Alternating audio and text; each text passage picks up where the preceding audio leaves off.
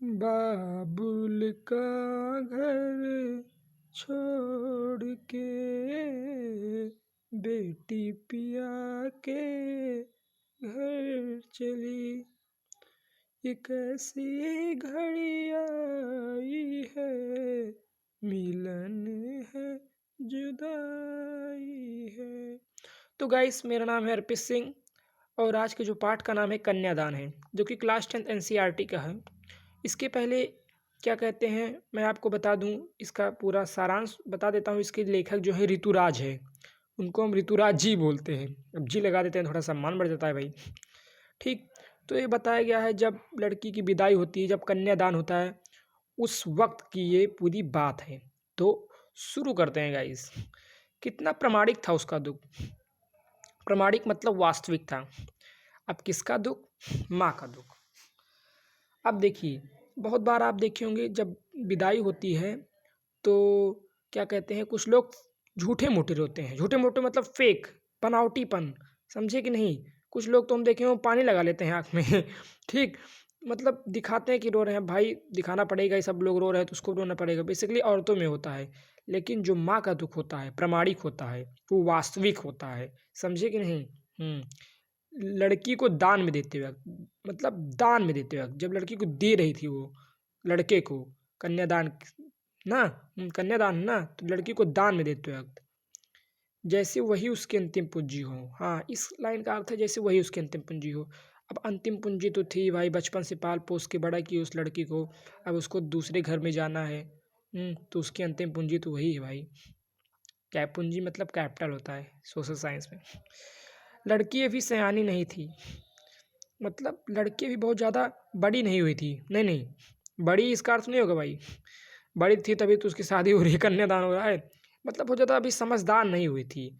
देश भर का परपंच, देश भर का ड्रामा, देश भर की एक्टिंग अभी बहुत ज़्यादा उसको होते नहीं है। कुछ औरतें परपंची बहुत ज़्यादा भौकाल मतलब करती हैं, भौकाल वोकाल, उस प्रकार से अभी बहुत ज़्यादा समझदार नहीं हुई थी। अभी इतनी भोली सरल थी, और ले ले अभी बेचारी बहुत भोली थी, सीधी थी, सरल थी, सब मतलब साधारण थी, कि उसे सुख का आभास तो होता था। मतलब सुख का आभास मतलब सुख का अनुभव होता था उसके घर में। मतलब कोई भी चीज़, जब सब लोग खुशी मनाते थे, सब जानती थी हाँ ये तो सुख है, इसका तो आभास हो रहा है भाई। सुख का अनुभव तो होता था उसको, लेकिन दुख बाँचना नहीं आता था। बाँचने का अर्थ है बाँटना, शेयर करना। अब कोई दिक्कत हो जाती है तो वो अपना दुख नहीं बता पाती थी उसको। इतनी अभी क्यों नहीं बता पाती थी? अभी मैंने बताया क्योंकि वो अभी सयानी नहीं हुई थी, सरल स्वभाव की थी, दुख नहीं बाँट पाती थी, इसलिए वो पाठिका थी। वो धुंधले प्रकाश की, इसका अर्थ है पाठिका थी, मतलब वो पढ़ी हुई थी। धुंधले प्रकाश की मतलब जैसे धुंधला प्रकाश मतलब जैसे मान लो एक कमरे में अंधेरा कर दो, ठीक, एक किताब रख दो और ट्यूबलाइट जला दो, ठीक। तो जब धुंधला प्रकाश जलेगा तो कुछ ही चीज़ें तुम पढ़ पाओगे, रटी रटाई चीज़ें सब पढ़ पाओगे। मतलब कुछ ही चीज़ें, सब चीज़ तो थोड़ी ना जान लोगे, लाइट दिखी नहीं रही तो क्या जानोगे। उसी प्रकार से वो भी सीधी स्वभाव की थी, कुछ ही चीज़ें जान पाई थी, धुंधले प्रकाश की थी, वो पढ़ी लिखी थी। कुछ तुकों और कुछ लयबंद पंक्तियों की, उसने कुछ तुक जाना था और कुछ लयबंद पंक्तियाँ, ठीक। अब इसका अर्थ ये नहीं है कि बच्ची है उसको पढ़ना नहीं आता है। इसका अर्थ ये है कि अभी बहुत ज़्यादा वो परपंच वगैरह इसके चक्कर में नहीं पड़ी थी, साधारण सीधी सरल स्वभाव की थी। इसका सारांश बता रहे हैं भैया हम। कुछ तुकों और कुछ लयबंद पंक्तियों की, कुछ तुक जानती थी और कुछ लयबंद पंक्तियाँ जानती थी, रटी रटाई विद्या थी उसके पास। माँ ने कहा पानी में झाँक कर अपने चेहरे पर मत रीझना। हाँ भाई, अब जैसे ये क्वेश्चन आता है कि माँ ने उसको कन्यादान विदाई के समय क्या क्या टिप्स दी, क्या क्या मतलब सलाह दी, ये क्वेश्चन आता है।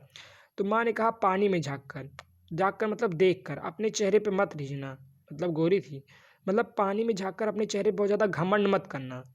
आग रोटियाँ सेकने के लिए, जलने के नहीं। जैसे क्या होगा, बहुत बार ये होगा कि लोग जैसे कि कहीं कहीं गलत सांस मिल जाती हैं, मतलब बहुत लोग गलत मिल जाते हैं तो मारने का प्रयास करते हैं, मार डालेंगे, काट डालेंगे, छीट डालेंगे, फाड़ डालेंगे, ठीक है, सॉरी।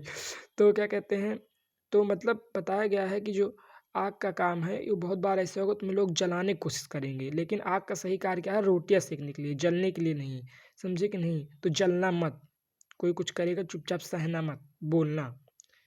वस्त्र और आभूषण शाब्दिक भ्रमों की तरह बंधन है स्त्री जीवन के। वस्त्र मतलब क्लॉथ, कपड़े, और आभूषण, समझे, आभूषण मतलब ज्वेलरी, कान में नथनी, बाली, और व्हाटएवर जो भी है, शाब्दिक भ्रमों की तरह, मतलब भ्रम है, मतलब क्या कहते हैं, एक प्रकार से डिस्ट्रैक्शन है जो कि तुम्हें भ्रम में पैदा कर देगा। स्त्री जीवन की मतलब लड़कियों के जीवन का एक भ्रम है, इसी में डूबी रहती हैं लड़कियां, लेकिन इसमें तुम मत डूबना, ठीक। ये स्त्री जीवन का बंधन है। माँ ने कहा लड़की होना पर लड़की जैसे दिखाई न देना, मतलब माँ ने कहा लड़की होना, इसका क्या अर्थ है? लड़की होना लड़की जैसे दिखाई न देना। भाई इसका क्या अर्थ है?